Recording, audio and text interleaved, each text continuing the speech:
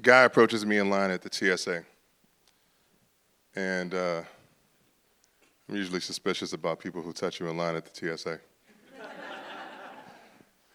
Strikes up a conversation with me. He says, what's your name? I say, Sanyika. He says, where are you from? I say, from D.C., but I live in L.A.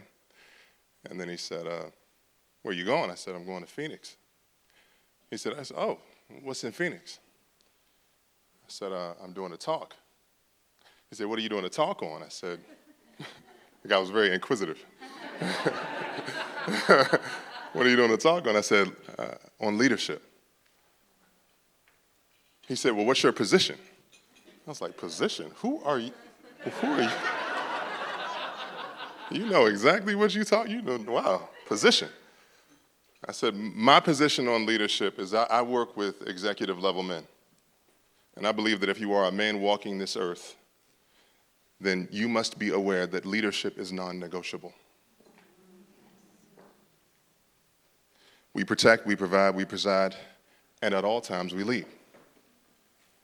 And so then he starts coming up to me and he says, well, we veered away from the conversation, started talking about basketball, and Lee brought it back. He said, I really believe that. I really love what you just said because I really think it's important for us to know when a guy's supposed to lead and when a guy's supposed to follow. And I said, oh, there must be a point of misclarification. A man must lead at all times. I said, there's a distinction between the leader and a leader. The leader is the single individual that is responsible for the successful outcome of an objective. The person who signs the check, the person who is responsible for the safe delivery of humans or an outcome or a deliverable in any way, shape, or form. That is the leader. For instance, as it relates to my home, I am the leader of my home. My wife is the leader when it comes to the appropriation of how our children move in the world. So that's the leader. A leader is someone with a clearly defined role that is actively engaged and intentional in their process. That is a leader. The leader, single person, a leader. I am a speaker in this environment. Who is the leader? He is behind stage. I am a leader. I understand what my role is. I am actively engaged in it, and I am very intentional in it. Understand the distinction? Yes. A follower is someone who is unintentional and disengaged. The only time a man gets to be a follower is when you're clicking a button on a social media platform. If you find yourselves, because that person goes, oh, somebody else will take care of the kids, and somebody else will take care of the security of the home, and somebody else will take care of how we live in terms of structuring our lives, and somebody else will figure that thing out. And you have to drag that person, that follower, all the way to the finish line, if they even make it that far. I said, you understand the distinction in that? This is the conversation that we were having at TSA. And then he's like, dude, I'm about to take this back to all the sports teams that I work with. I said, absolutely. I said, before you leave, I want to tell you something. I said, I want you to understand that the reason why I'm so familiar with this is because I was a follower. About 8 years ago, I was in a rock bottom sandwich. I call it a rock bottom sandwich because I was already at rock bottom and then rock bottom smashed on top of me. It's like an Oreo cookie, and I'm the filling. I'm like financially broke, emotionally broken, 2 DUIs, my girlfriend's paying the bills, 40 pounds overweight. My life was a mess. Unintentional, disengaged. Right? I could talk a good game, but the results were the results. And by the way, your results that you have, that is what you are committed to. You are committed to your results. And so as I was moving through that period of my life, I had a drinking problem. And I was in this process where I was going down to San Diego, and I went down to San Diego to get a sales job and to start rebuilding my life. And, I got the sales job. And when I got the sales job, I got down there to San Diego. And when I'm down in San Diego, they gave me the job. I was like, yeah, I went out to celebrate, and I drank too much that night. I drank too much that night. My friend and his wife had to pull my 6'8", 300-pound ass out of the car and into their spare room. Follow her.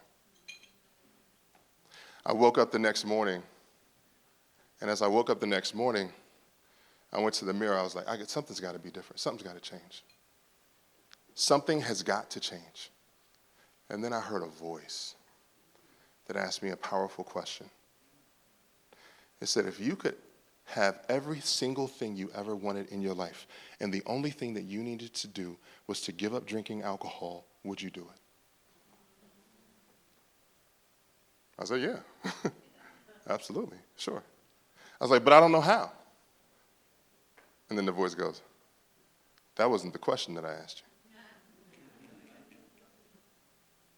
It said, would you do it? And I was like, I don't know how. And I'm at odds with myself in the mirror in my friend's townhome in San Diego, in La Jolla, trying to confront some of the deepest, darkest demons I've ever confronted in my life. And I'm in this moment trying to figure out how to move forward. And then the voice says, how is reserved for people that commit to their why? How is none of your business? It is absolutely none of your business.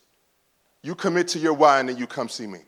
I said, why? Why are we having this conversation? Why am I in this place in my life? I'm complaining, I'm frustrated and everything. Why? Why is this the case? Why is this going on? And it was just me in that bathroom having that conversation by myself. I don't know what they were thinking downstairs. And I'm thinking to myself, why is this going on? He said, you want to know why? He said, I thought you were the one.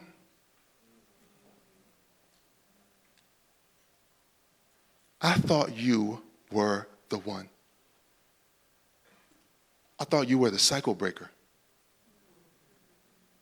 I thought you were the one that said, this stops with me. I thought you were the one who said, I'm really committed this time. I'm really never drinking again. I'm really going to change my life. I said, I thought you were the one. And I was like, I don't know. He said, are you the one? I feel my blood moving. It feels so real in this moment. He said, are you the one? I said, yeah. And then I stopped and I said, I am the one. This stops with me.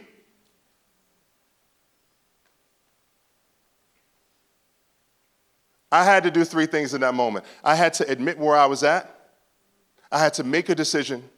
And then I had to upgrade my pack. I admitted what was going on. I made a decision, and then I upgraded my pack. And that set me on a trajectory. I transformed my life in that moment, got the sales job, out of 28 reps, became the number 2 salesperson in that environment, and I've been breaking records in my life ever since.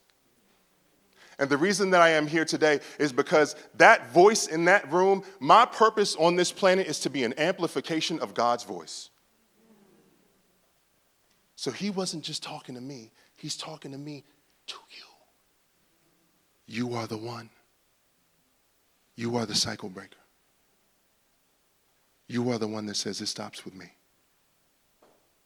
Does that resonate? Yes. Because from that place, it's allowed me to step into the fullness of who I get to be as a man walking this planet. And most importantly, at the outset of it, what it's also allowed me to do is to accept the truth of who I really am.